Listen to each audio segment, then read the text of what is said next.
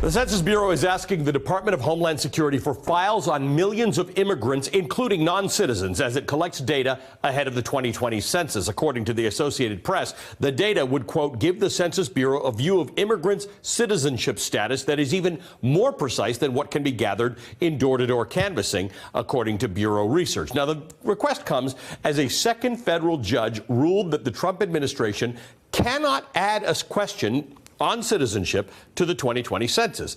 And as the Supreme Court is already preparing to hear arguments on the case next month. Now, it's not uncommon for federal agencies like the IRS or Social Security to provide the Census Bureau with supplemental information. But the Associated Press says this level of data dump would, quote, be apparently unprecedented, even though the Census Bureau cannot share personal data that they collect with other agencies. So let's take a look at what we know about the Trump administration's plans for the 2020 census. The census is taken, as you know, every 10 years, starting in 1790, by the way. It's mandated by the Constitution, and the results determine the number of congressional representatives in each state and how federal funding is allocated for resources like roads and bridges. 2020 is going to be the first year that all residents will be able to fill out the census online, which the Bureau hopes is going to increase responses and save time and money. Paper forms will still be available, however. Let's talk a little bit more about this with Victoria DeFrancesco. She's a professor at the LBJ School of Public Affairs at the University of Texas and an MSNBC contributor. Okay, so help us through this. To the average viewer, to the average eye, they might say, okie doke, they're asking for more information. More information is good. Walk us through the risks and why people will not want to participate.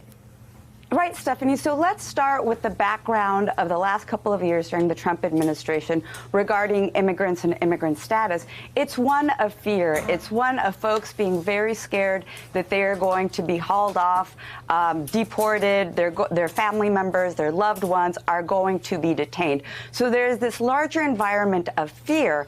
And when you take an already very fearful population and you ask them to give you sensitive information, namely what their immigration status is, that pushes folks further and further into the shadows, which then means folks are not going to be answering the census, and they're just going to be ignoring it and saying, I'm too scared to answer it.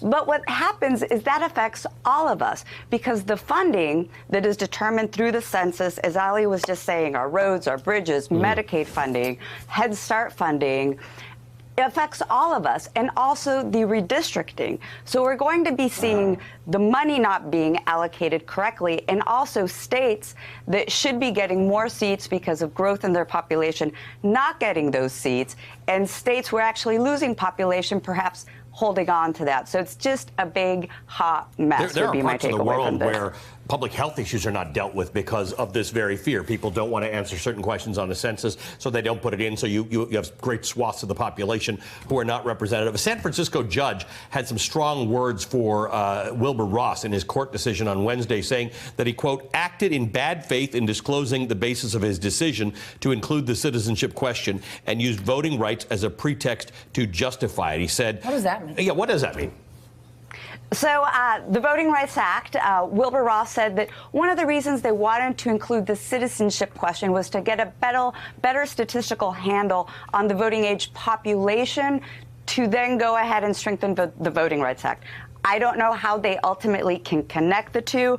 There are a lot of ways to strengthen the Voting Rights Act and to make voting easier. I don't think this is one way. And let me just speak as a survey researcher. The Survey Research 101 is you simplify survey instruments to maximize response rates. Right. That's what you do. And what they're doing here is making it infinitely more complicated. So folks are not going to be answering. And the fact is that there have been two instances in the past where the Census Bureau has shared information. The first one was Japanese internment. The second one was after 9/11 for Arab Americans. So add that to this fearful immigrant rhetoric that we see in the Trump administration, and people are not going to fill this out. Hey, MSNBC fans, thanks for checking out our YouTube channel. Subscribe by clicking on that button down there and click on any of the videos here to watch the latest interviews and highlights. You can get more MSNBC for free every day with our newsletters. Just visit msnbc.com/newsletters to sign up now.